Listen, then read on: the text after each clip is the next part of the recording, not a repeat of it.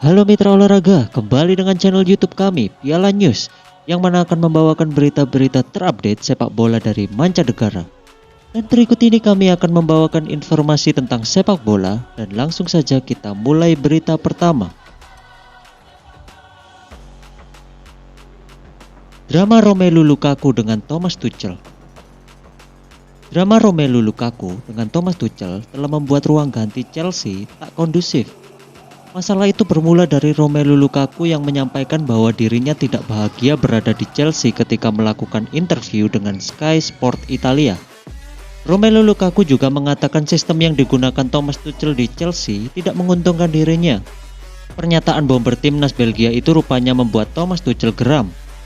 Alhasil Tuchel mencoret Lukaku dari skuad Chelsea untuk melawan Liverpool pada pekan ke-21 Liga Inggris 2021-2022, Minggu 2 Januari 2022.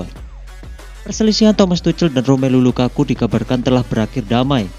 Menurut laporan dari Goal International, Romelu Lukaku dan Thomas Tuchel telah berdamai setelah melakukan pertemuan tertutup bersama para petinggi Chelsea. Dalam pertemuan itu, Romelu Lukaku telah menunjukkan penyesalan dan meminta maaf atas sikap tak profesionalnya tersebut.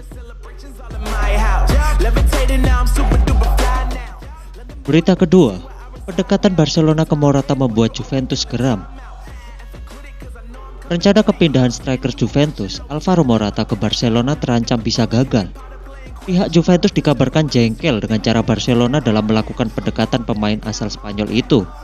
Diketahui sebelumnya, Barcelona dilaporkan bakal merampungkan proses transfer Alvaro Morata dari Juventus dalam hitungan hari saja. Namun upaya atau pendekatan yang dilakukan Barcelona pada Morata membuat Juventus kesal. Sebab Xavi sepertinya yang dilaporkan oleh Sky Sport Italia menghubungi sang penyerang tanpa seizin klub. Juventus langsung memblokir kepindahan Morata ke Camp Nou di bulan Januari ini. Tindakan itu juga dilakukan atas keinginan sang pelatih Massimiliano Allegri yang masih ingin memakai jasa Morata di sisa-sisa peminjaman.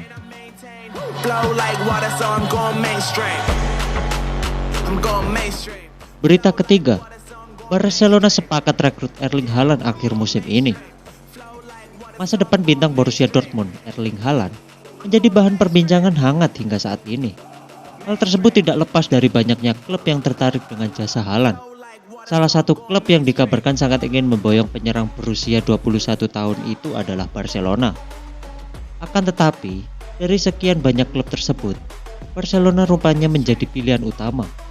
Presiden Barcelona, Joan Laporta, dikabarkan sudah mencapai kesepakatan dengan agen Haaland, Mino Raiola. Artinya, Barcelona akan mendapatkan tanda tangan Haaland pada bursa transfer musim panas 2022. Keputusan tersebut disebut sudah bersifat final dengan satu syarat untuk Barcelona. Raiola memberikan syarat kepada Barcelona untuk bisa memperbaiki kondisi keuangan terlebih dahulu dengan batas waktu hingga musim panas.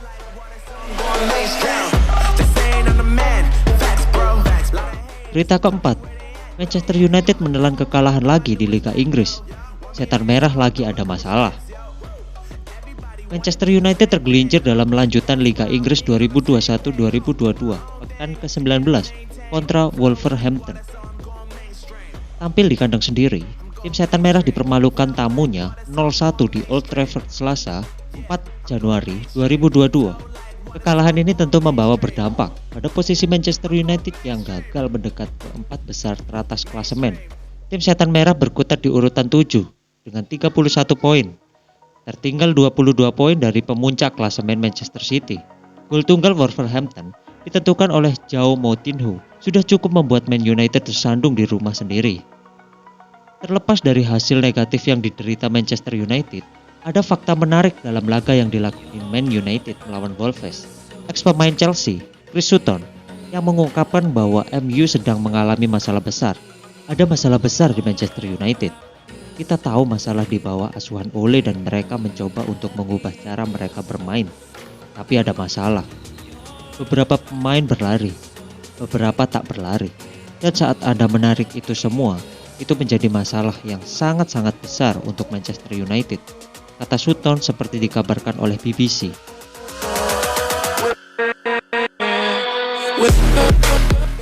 Berita kelima, taktik Rangnick tidak berguna di pertandingan semalam. Kekalahan Manchester United dari Wolverhampton Wanderers mengundang kritik. Secara penampilan, Cristiano Ronaldo dan kawan-kawan bermain mengecewakan dan kalah intens. Wolves mampu melepaskan 19 tembakan dengan 6 yang on target. Sementara MU cuma punya 9 percobaan, di mana 2 diantaranya mengarah ke gawang.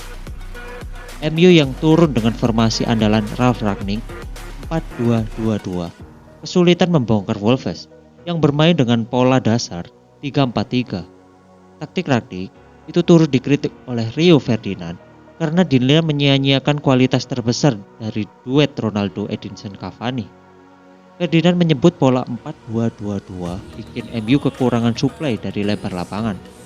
Padahal Ronaldo Cavani justru paling oke saat mendapatkan bola-bola dari area tersebut. Namun itulah pertandingan sepak bola. Kesalahan strategi akan membawa kekalahan yang tak terelakkan bagi tim. Berita ke-6. Sir Alex Ferguson ajak Michael Carrick bertemu usai MU dibungkam Wolves.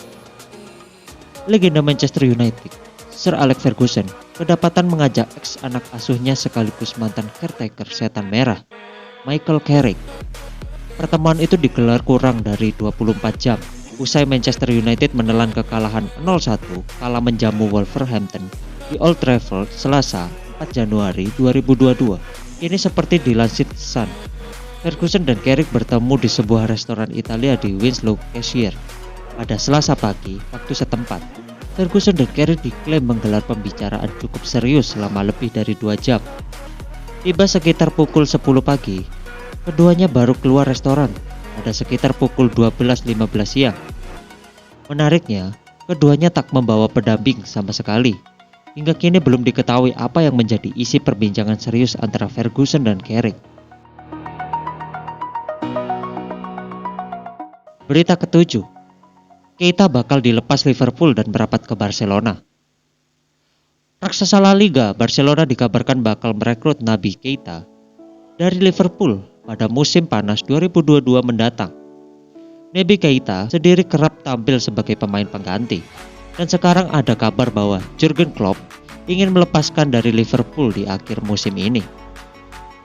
Kabar ini dilansir oleh El Nacional. Laporan itu juga menyebut Keita sudah memiliki peminat yakni Barcelona.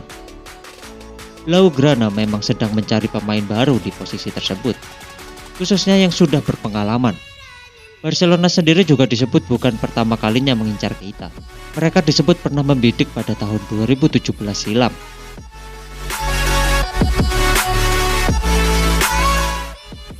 Berita ke-8. Bimbangnya masa depan Egy di FK Senica. Masa depan Egy Maulana Fikri masih gelap. Beredar kabar di media sosial bahwa gelandang timnas Indonesia itu telah memperpanjang kontraknya di FK Senica. Kesepakatan Egy Maulana Fikri dengan FK Senica baru saja berakhir pada 31 Desember 2021. Bergabung pada awal musim, pemain berusia 21 itu hanya menekan perjanjian jangka pendek dengan klausal penambahan 1,5 tahun. Seusai kontraknya bersama FK Senica habis dan opsi perpanjangan belum diaktifkan, Egy berstatus pemain bebas pada saat ini. Agen dari Egy Maulana Fikri, Dusan Bogdanovic, meluruskan rumor yang berkembang di media sosial. Pria asal Serbia itu memastikan bahwa kliennya belum memperpanjang kerjasama dengan FK Senica.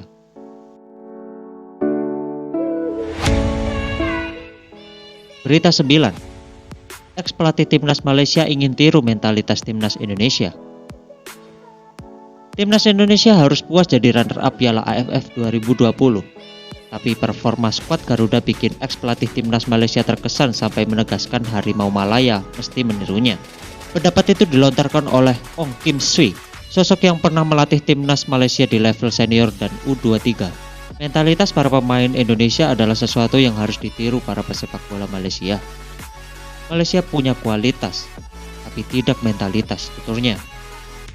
Komentar ini bermula dari pertandingan Indonesia yang lolos dari fase grup Piala AFF 2020 dan dapat mengalahkan Singapura di semifinal.